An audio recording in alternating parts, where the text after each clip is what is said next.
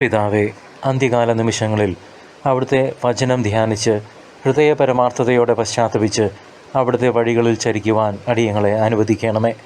ഈ ദിവസത്തിനും ഞങ്ങളുടെ ജീവനും അങ്ങ് ഞങ്ങൾക്ക് നൽകിയ എല്ലാ ദാനങ്ങൾക്കും അടിയങ്ങൾ നന്ദി പറയുന്നു നാഥ. അവിടുത്തെ അനന്തമായ കരുണയ്ക്കും പാപമോചനത്തിനും നന്ദി ദൈവമേ.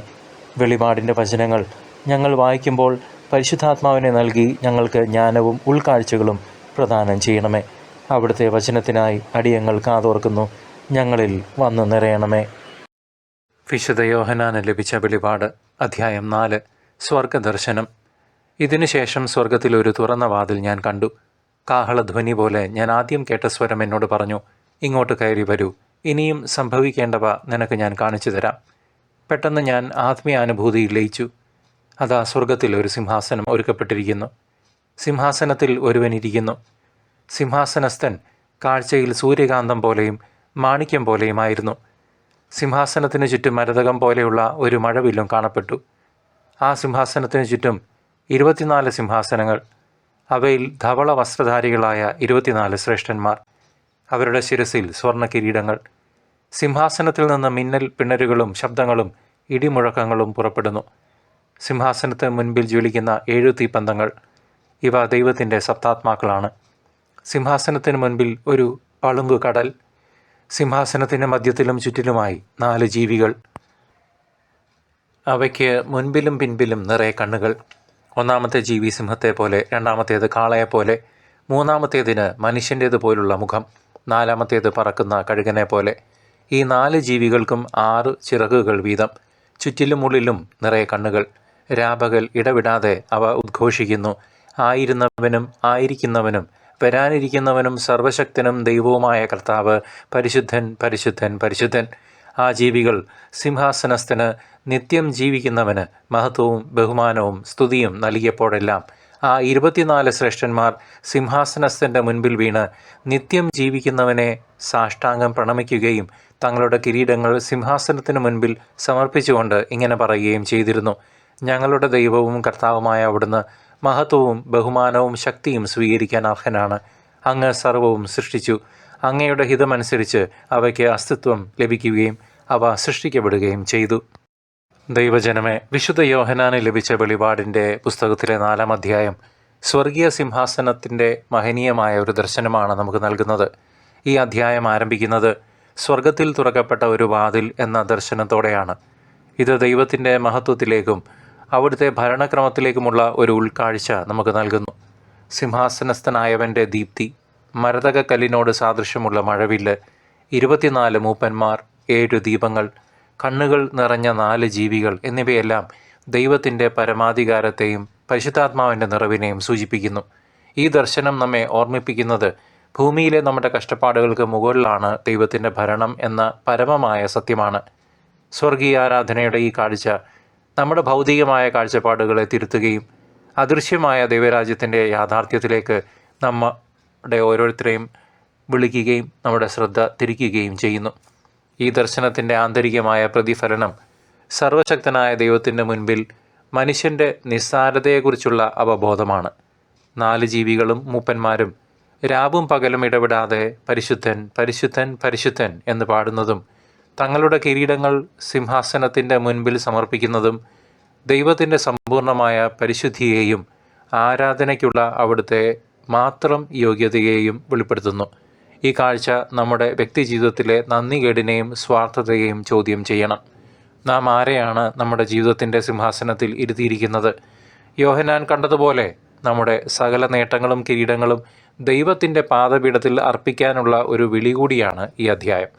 ദൈവത്തിൻ്റെ പരമാധികാരത്തെ അംഗീകരിക്കുമ്പോൾ മാത്രമാണ് നമ്മുടെ ജീവിതത്തിന് യഥാർത്ഥ അർത്ഥം കൈവരുന്നത്. ഈ അധ്യായം നമുക്ക് നൽകുന്ന പ്രധാന പാഠം നമ്മുടെ ആരാധനയുടെ കേന്ദ്രബിന്ദു ആരായിരിക്കണം എന്നതാണ്. സിംഹാസനത്തിലിരിക്കുന്നവനും ജീവിക്കുന്നവനുമായ ദൈവത്തിന് മഹത്വവും ബഹുമാനവും സ്തോത്രം അർപ്പിക്കുക എന്നതാണ് നമ്മുടെ പ്രാഥമികമായ കടമ. ഞങ്ങളുടെ കർത്താവും ദൈവവുമേ, മഹത്വവും ബഹുമാനവും ശക്തിയും കൈക്കൊള്ളുവാൻ അങ്ങ് യോഗ്യനാണ് എന്ന തിരുവചനം നമ്മുടെ പ്രാർത്ഥനയുടെയും ജീവിത ശൈലിയുടെയും കാതലാകണം.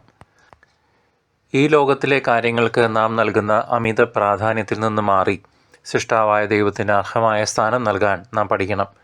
ദൈവത്തെ കേന്ദ്രീകരിച്ചുള്ള ഒരു ജീവിതം നയിക്കാനും അവിടുത്തെ മഹത്വത്തിനായി സകലതും ചെയ്യാനുമുള്ള ശക്തമായ ഒരു ആഹ്വാനമാണ് ഈ ദർശനം. ഈ പ്രത്യേക അധ്യായം, 4-ാം അധ്യായം, ഇന്നത്തെ ലോകത്തിന് വളരെ പ്രസക്തമാണ്. ലോകം അശാന്തിയിലും അരക്ഷിതാവസ്ഥയിലും ആകുലതയിലും ഉഴലുന്ന ഈ കാലഘട്ടത്തിൽ സകലത്തിന്മേലും പരമാധികാരമുള്ള ഒരു ദൈവം സിംഹാസനത്തിൽ ഇരിക്കുന്നു എന്ന അറിവ് നമുക്ക് വലിയ ആശ്വാസം നൽകുന്നു. യുദ്ധങ്ങൾ, മഹാമാരികൾ, സാമ്പത്തിക പ്രതിസന്ധികൾ എന്നിവ നമ്മെ അനുദിനം ഭയപ്പെടുത്തുമ്പോൾ ഈ ദർശനം നമ്മെ ഓർമ്മിപ്പിക്കുന്നു, ഈ ഭൂമിയിലുള്ളതൊന്നും ദൈവത്തിൻ്റെ നിയന്ത്രണത്തിന് അതീതമല്ല എന്ന്. 24 മൂപ്പന്മാരും 4 ജീവികളും പ്രപഞ്ചത്തിൻ്റെ മുഴുവൻ പ്രതിനിധികളായി ദൈവത്തെ ആരാധിക്കുന്നത് നാനാജാതി മതസ്ഥരായ മനുഷ്യർക്ക് ഒന്നുചേർന്ന് ദൈവത്തെ ആരാധിക്കാനുള്ള മാതൃക നമുക്ക് നൽകുന്നു.